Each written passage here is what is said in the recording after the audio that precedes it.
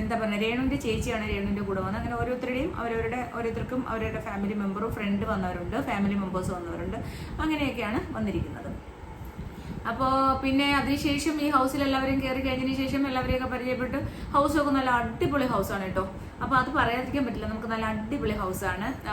ഭയങ്കര space, കിച്ചണൊക്കെ space ഉണ്ട്. അതെനിക്ക് ഇപ്പം ഓവനൊക്കെ സെറ്റ് ചെയ്തിട്ടുണ്ട്.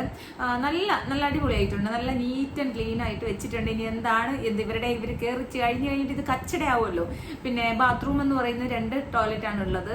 ഇത്രയും പേരും കൂടി തമ്മിൽ അടിയായിരിക്കും. അപ്പം അത് കഴിഞ്ഞതിന് ശേഷം കയറി. പിന്നെ ബിഗ് ബോസ് എല്ലാവരെയും ലിവിങ് ഏരിയയിലേക്ക് വിളിച്ചു.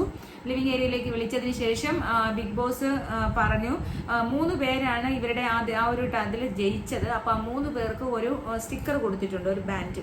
അത് കയ്യിൽ കെട്ടണം, ഒളിച്ചു വെക്കാൻ പാടില്ല. ആ ബാൻഡ് കെട്ടുന്നവർക്ക് പണിപ്പുരയിലോട്ട് ചെല്ലണമായിരുന്നു. അപ്പം ഇവർ 3 പേരാണ് ജയിച്ചത്. ആരൊക്കെ? എന്താ പറയുന്നത്, ബെന്നി, അതുപോലെ ഷാനവാസ്, ആര്യൻ. ഇവർ 3 പേരാണ് ജയിച്ചത്. അപ്പം 3 പേർക്കും ബാഡ്ജ് കിട്ടി. ഇവർ പണിപ്പുരയിലോട്ട് ചെന്നപ്പോൾ ബാക്കിയുള്ളവർക്കൊന്നും ബോക്സിനകത്ത് അവരുടെ തുണികളില്ല. ഈ 3 പേർക്ക് അവരവരുടെ തുണിത്തരങ്ങൾ കിട്ടി.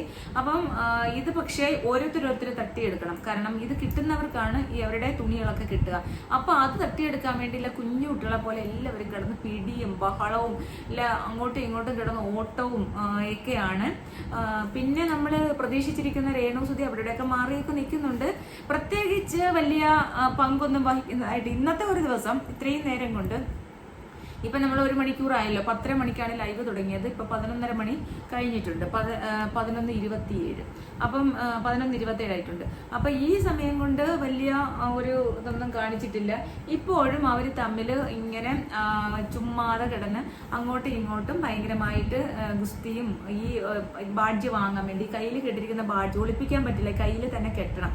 അപ്പം ആ ബാഡ്ജ് തട്ടിയെടുത്തെങ്കിൽ ഓരോരുത്തർക്കും അവരുടെ തുണി, അവരുടെ സൂട്ട്കേസിൽ കൊണ്ടുവന്ന തുണികളും കാര്യങ്ങളൊക്കെ കിട്ടത്തുള്ളൂ. അപ്പം ആ സൂട്ട് കേസിലൊക്കെ കുറച്ച് കല്ലും അതുപോലെ തന്നെ കുറച്ച് തടിയൊക്കെയാണ് വെച്ചിരുന്നത്. ഭയങ്കര പിന്നെ എന്താ പറയണേ, തനി മെന്റലായിട്ടുള്ള ആൾക്കാരുടെ ഒരവസ്ഥ പോലെയാണ്. അവർ അതെല്ലാം കൂടി കലബല എന്നെല്ലാവരും സംസാരിച്ചുള്ളൊരവസ്ഥയാണ്. എന്തായാലും പോവാനുള്ള കാര്യമായി. അപ്പം എന്ത് കുന്തായാലും ഭയങ്കരമായിട്ട് ആദ്യത്തെ ദിവസം ഭയങ്കര ഒരു രസം എന്നൊന്നും എനിക്ക് തോന്നിയില്ല. എല്ലാവരെയൊക്കെ പരിചയപ്പെട്ടു. എല്ലാവരും അങ്ങോട്ടും ഇങ്ങോട്ടും ഗെയിമേഴ്സ് ആണ് എന്നുള്ളൊരു ചിന്തയിലാണ് എല്ലാവരും നിൽക്കുന്നത് എന്നെനിക്ക് തോന്നുന്നു. എന്തായാലും കളി നന്നായിട്ട് കളിക്കട്ടെ. ഇപ്പൊ ഇന്നിപ്പോ ആർക്കാണ് ഇത് കിട്ടുക, ഇത് ആരുടെ കയ്യിലാണ് ഇത് വരിക, കിട്ടിക്കഴിഞ്ഞാൽ അവർക്കത് കിട്ടും. അപ്പൊ എല്ലാവരും തളർന്ന് അങ്ങോട്ടും ഇങ്ങോട്ടും ചാടിയും ബീഡിയും ഒക്കെ തളർന്ന് കിടക്കണം. ലൈറ്റ് ഒക്കെ ഓഫ് ചെയ്തു. എനിക്ക് തോന്നുന്നു 10 മണിയാകുമ്പോഴേ ലൈറ്റ് ഓഫ് ചെയ്യുന്ന ഒരു പരിപാടിയാണ്. അപ്പൊ ലൈറ്റ് ഇല്ലാതെയാണ് ഈ കിടന്ന് ഓടുന്നത്. അപ്പൊ